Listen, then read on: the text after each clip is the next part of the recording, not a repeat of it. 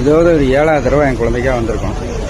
இது தென்காசிலேருந்து 3வது தடவை. இது இந்த பில்டிங்க்கு மட்டுமே 3வது தடவை வந்திருக்கேன். அங்கே ஒரு 4 தடவை, மொத்தம் 7 டைம் வந்திருக்கேன் நான். ஆனால் எதுக்கு கொடுக்குற மாட்டேங்காங்கன்னே தெரிய மாட்டேங்குது.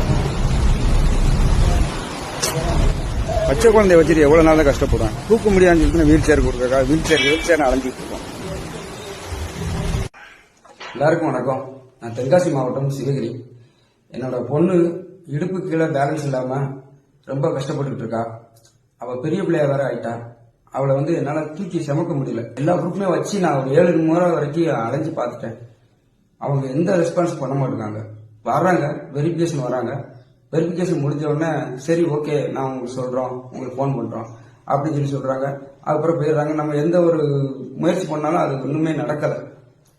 என்னால தூக்கிட்டு பஸ்ல ஏறி இறங்கி பச்சை குழந்தை, அவ சின்ன குழந்தை தான், ஆனா வெயிட் போட்டிருக்கா. அதனால தூக்கி ஒரு இடத்துல இருந்து இன்னொரு இடத்துக்கு கொண்டு போறதுக்கு ரொம்ப கஷ்டப்படுறோம். இவளுக்கு 85% இருக்குது. ஊனத்தோட தன்மை 85% இருந்துமே ஏன் எனக்கு அவங்க பிள்ளைக்கு எலக்ட்ரிக்கல் வீல் சேர் கொடுக்க மாட்டாங்கன்னு சொல்லி தெரியல. இது விஷயமா ஏதாவது ஒரு வழி இருந்தா நீங்க எங்களுக்கு உதவி செய்யுமாறு கேட்டுக்கிறோம். ரொம்ப நன்றி, வணக்கம்.